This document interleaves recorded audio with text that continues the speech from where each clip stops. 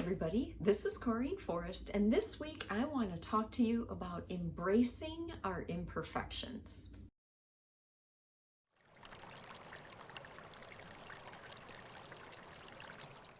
Nobody's perfect. Pretty much everybody has heard that saying before, and I think it instills two things in us. It instills this thought of, well, I'm not perfect, and it also instills this other thought that, well, others aren't perfect either. The way that social media has been shaping up, that I don't think people are actually embracing this idea, and as a matter of fact, I think it's actually getting a little bit worse in society today. So I think with this social media being so prevalent, what people are really thinking is, I'm not perfect, I know that, but let's not advertise it. I want everybody else to think that I'm perfect. So we tend to iron out all our imperfections, and we only put the high points of our life out there, kind of making it look like everything is perfect in our lives. So when we see that from everybody else, we have this idea that everyone else seems to be perfect. So what's wrong with me? Because I know I'm not perfect, or my life's not perfect out there. So we have this idea that any level of imperfection is intolerable, and failure is just simply not an option on things. So in his book, QBQ, John Miller has a whole chapter that he called Humility is the Cornerstone of Leadership.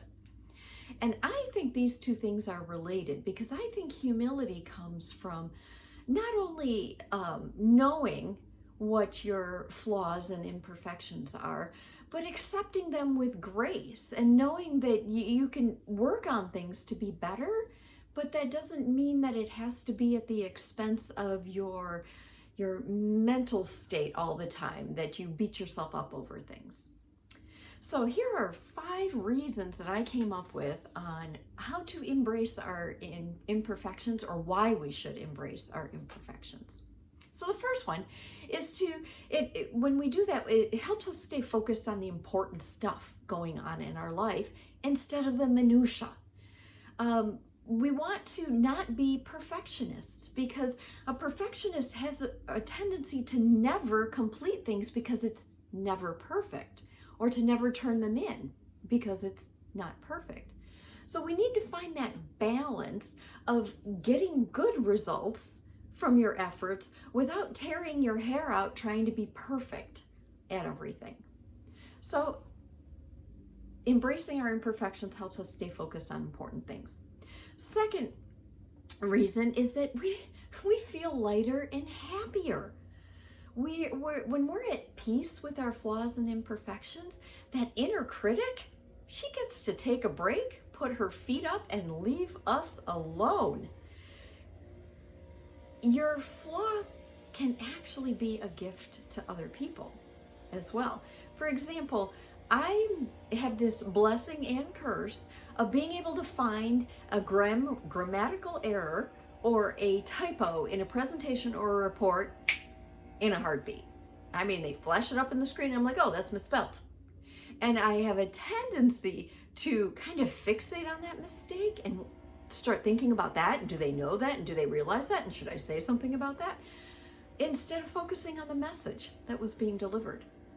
So I consider this kind of like a flaw, but other people think that this is a blessing.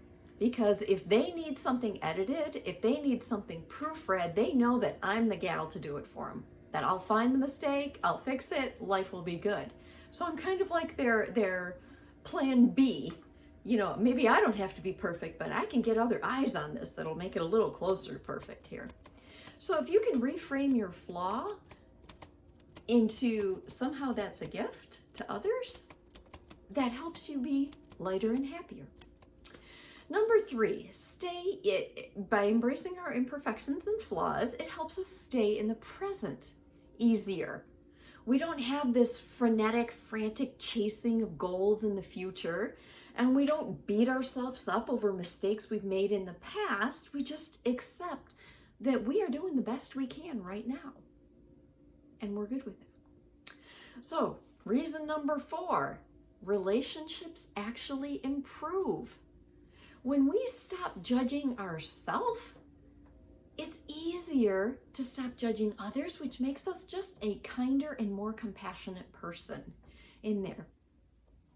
Our patience goes up with people, and all those little quirks that they have, we stop getting as irritated by them.